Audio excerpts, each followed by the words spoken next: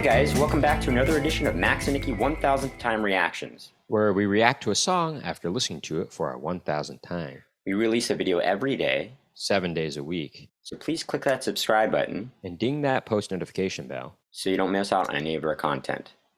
What are we going to listen to? Oh, first off, we got to mention that as you can see, things are set up a little bit differently today. We're doing this over Zoom because we are on opposite sides of the country. Max is in Los Angeles right now, and I'm in New York right now. We did not want to fail to give you a video for the day. What are we going to listen to today, Nicky? We're going to listen to This Christmas by Donny Hathaway. Classic Christmas song. Classic Christmas song. Heard it first many, many years ago, I think at a holiday concert that our older brother was a part of in high school. And somebody covered this song on that holiday concert. Sure. If you're new to the channel, what we'd like to do here is listen to the song all the way through without stopping, so as not to disrupt the intention of the artist. And then afterwards, we'll discuss our reactions, go into some in-depth analysis, and then talk about a little of the history of the song and the artist if we should know anything about it. We also want to mention that we have another YouTube channel called Max and Nicky, on which we perform oldies tunes, jazz standards, or oldies tunes, and originals in that vein. Hopefully the originals become standards someday. Yeah. And we have comedy videos on there as well if you're interested in checking that out. We also want to mention that we have a Patreon page that you can subscribe to by visiting patreon.com/MaxandNickyReactions. On there, you can receive all sorts of benefits depending on the tier that you subscribe to. So feel free to check that out. But for right now, let's all take a listen to This Christmas by Donny Hathaway. For our 1000th time. Here we go.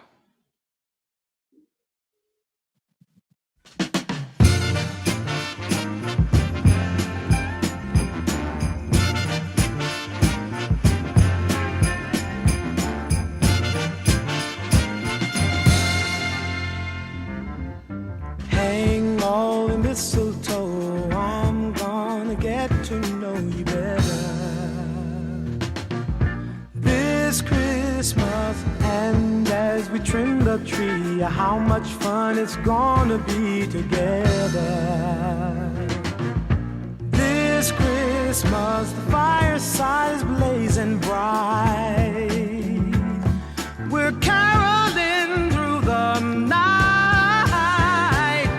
This Christmas will be a very special Christmas for me.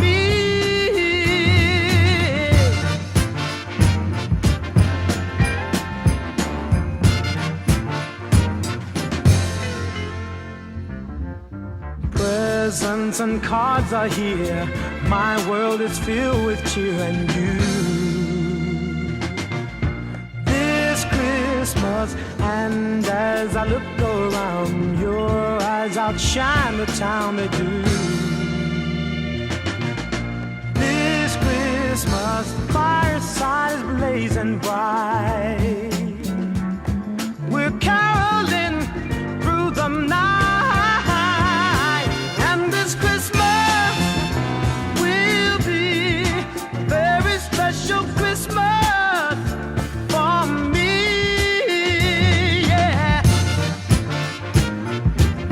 Shake a hand now.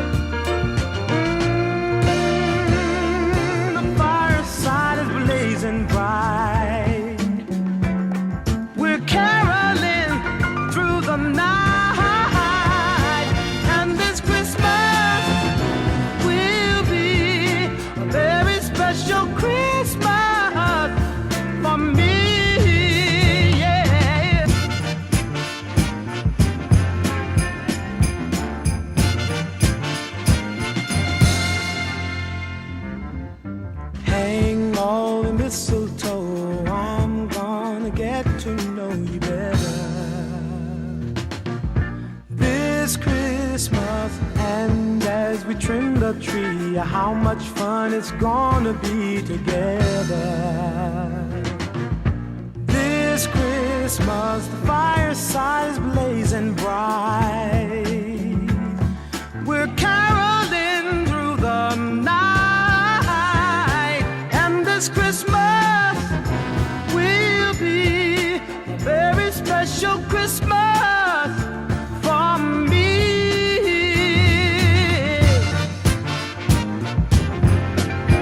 Merry Christmas.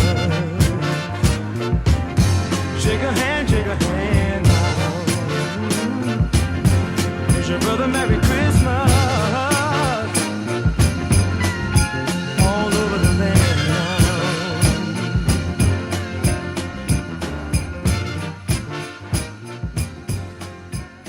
Yeah. Merry Christmas.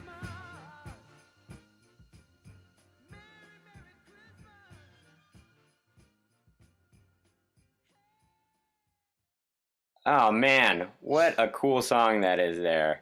It's a That's good really one. cool. It's so, man, okay, there's just a lot going on. First of all, what a great melody, first of all, you know? Sure, yeah. We'll go caroling through the night, and this Christmas. will be. Anyway, it almost has I've heard comparisons between him and Stevie Wonder, actually. This, I think, was, Donny Hathaway's biggest hit, and I think a lot of his other songs weren't quite as commercial sounding, I think. Well, I don't even think, I'm reading up on this, I don't even think it was as popular as it was until it was regained renewed popularity when it was included in Atco Records' revised edition of their 1968 Soul Christmas compilation album. So This came out in 1968? No, it came out in 1970, but they added it on to their revised edition of their compilation album. Oh, interesting. And it regained. When did that come out? That came out in 1991. Oh, interesting. Yeah, so Donny Hathaway was not, he was a known musician, I guess, and some people knew. He had some, I think he had some stuff on the charts, but he never was a huge, big commercial success, right? He was well enough known, I guess, to make a living as a musician, of course, but it didn't. It apparently it initially saw little success, actually, although it did rank on Billboard's Christmas singles chart in 1972. It reached number 11. Well, there you go. No, on their Christmas singles chart, Well, that's pretty good. But it has become a perennial hit since 1991, I think. Right. But he had a few songs that were pretty popular, I guess. The Ghetto and. But as Phil Upchurch says, who's a African American jazz and blues guitarist and bassist, he said this song was absolutely the premier holiday song written by an African American, and I guess you could say that, yeah. But he had, as I said, he had some songs. He also had "Someday We'll All Be Free." He had some stuff that were hits by, definitely by today's standards. But he was never the hugest artist, right? Right. But he did have some, as you can tell, though, his melodies have this kind of. It sounded Stevie Wonder-ish. It has a Stevie Wonder-esque quality to it. And his voice does, too. That's right. I've heard comparisons. Anyway. Phil Upchurch, by the way, that said that quote earlier, he actually played electric guitar on this song. Oh, well, there you go. Now, let's just talk about some of the instrumentation. I love the horn arrangement here. Sure. I love that. That's what it is. No, no, but it does this with the horns, Uh-huh. in the low end, and I love that. And then it does that throughout the, this kind of call and response thing with the horns, and also later on there's these these really lush strings that come in, but they're utilized very effectively. I like that a lot. Oh, I like that too. You and it wouldn't also kind think of crescendos well, you in. You know? wouldn't think to put strings in a song like this, but it Why works. not? It Why works. not? Yeah, you would. I would think so too. I don't know, but I disagree you with also that. have this either a big bass drum or a timpani that comes in. It sounds like a timpani to me. Well, I'm looking at the credits here, and it says it's bass drum, but I think it's a Really? timpani personally. Then they must be really. They must have tuned the bass drum really well to make it sound like a timpani. Now, here's one complaint I have. I do think that the bass on this song wasn't mixed very well. I think I don't know if you were hearing this, what I was hearing, but I feel like it was a little muddy, the bass. You think? I didn't get that from it. I thought that it was not always too distinguishable. I think it could have used a bit of a, taking off some of the low end around 200, around 200 hertz. I guess. I don't know. I didn't really notice that myself. I thought it sounded all good to me. But anyway, did you want to say something? No. And maybe it was the timpani that was getting in the way, but I do feel like that and the bass were kind of clashing with each other. I don't agree with this at all. Well, I don't think they were clashing at all. But that's a matter of opinion. I think they just could have been mixed a little bit better. That's just my opinion. Anyway, I do think, it's kind of interesting because generally we think of Christmas tunes as, they have kind of this, maybe saccharine cheerfulness, I guess, to it, like a little sugary kind of sweetness to it. But this has this is a grooving song. This has a groove to it, has a soul kind of thing going on. And I like that. I guess. I mean, saccharine cheerfulness, I don't know. That's not always true. No, that's the stereotype we have of Christmas tunes. No? Yes. I guess. I don't know. I mean, there's a lot of sadder Christmas songs, Like sad I'll Be Home for Christmas. Sad can still be saccharine. Also, I'll Be Home for Christmas or Have Yourself a Merry Little Christmas, the original version sung by Judy Garland in Meet Me in St. Louis. That version is actually kind of sad. They kind of updated the lyrics to make them a little bit nicer. I'm saying the stereotype people have, and I don't agree with, but I'm just saying that people think of, definitely people don't think of a Christmas tune as being like this, though. I think this is an outlier in the way stylistically, don't you think, on a Christmas tune? Well, I guess so. Yeah, there's no bells in it, and actually, I think weren't there some. Oh no, that was a tambourine at the end there. There's some there. It doesn't have those. What one might think are the requisite tropes of instrumentation that you would hear in a Christmas song. But hey, it works. It works. It makes you think. Could this have been a hit song year round if Christmas lyrics weren't added to it? Maybe something else, or that's right, Nicky. And same with a lot of Christmas. It makes you think. What makes a Christmas tune specifically a Christmas tune? Is it just the lyrics, or is there something extra about the sound of the song? Well, I saw a video / article, read an article. I mean, I think they kind of translated the video on it, but Vox did a thing on Christmas We tunes. don't agree with it though, right? Well, let me finish. Yeah, they're talking about certain harmonies that are utilized in Christmas tunes, and I just think they call it the Christmas chord or something like that, and it's such a load of BS. Actually, it's ridiculous. So don't believe what they say about what makes a Christmas tune because they're talking about basically a diminished chord actually, and it's like, are you kidding me? There's so much stuff in any repertoire of any genre that has diminished chords. It's just ridiculous to. Also, this song doesn't really utilize that tune by saying that it's it has this particular diminished. I think they were talking about it's a diminished chord or something. Oh no, I think I'm not sure if it was diminished chord or it was either that or it might have been actually them talking about a minor 4 chord actually, it going from 1 to 4 to minor four. Well, back yeah, to they were one. specifically Talking about? specifically highlighting All I Want for Christmas Is You by Mariah Carey. So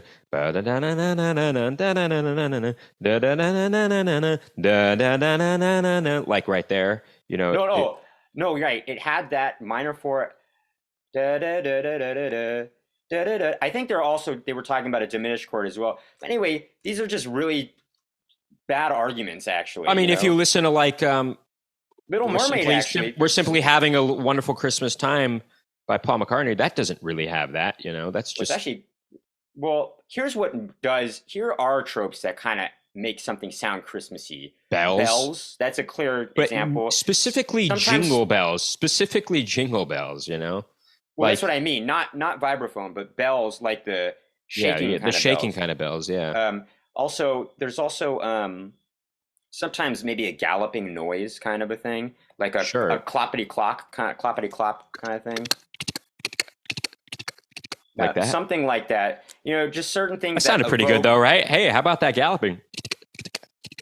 Sure. But I guess any things that evoke sounds of Christmas time, I guess that makes somebody think of Christmas. But again, these are not specifically, these aren't the prerequisite things that are in every Christmas tune. As we talk about, the Christmas song doesn't have it. Again, as Nicky said, the only thing that really makes a Christmas song are the lyrics, because some of these things sound like they could be just standards if they had different. So in that sense, regular standards. What makes somebody think, hey, I don't like Christmas music? No. Oh. That's not what I was going to say. Well, there's that.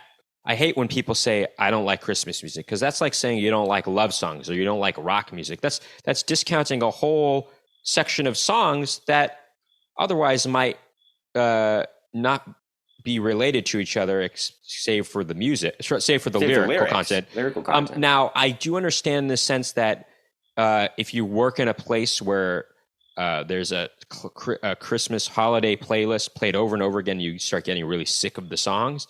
But there's so many out there, you're not going to hear all of them. Well, I get it. Yeah, I get why some people might dislike Christmas music. Yeah, because of that reason, because they're hearing it way too much. I will say this. I've never heard a song way too much that I initially liked that I started hating after I listened to it too much. Because every time it comes around again the next year, I'm like, I'm down. Let's go.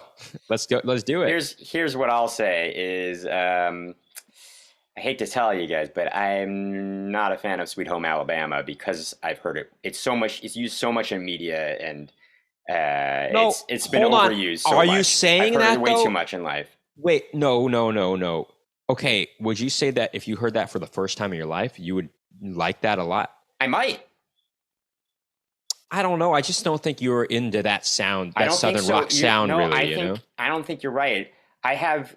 Growing up, just hearing it a lot, I have so many associations with it based on media that it was in, I think that's a big reason. I don't know. I'm just hearing it on the radio too much, So I don't know. I hate is a strong word, and I don't think I didn't say hate. I said I was sick of it, and I didn't like it. If there's a song now, okay, for example, "Satisfaction" by the Rolling Stones. I've heard that so many times that I really don't like listening to it ever.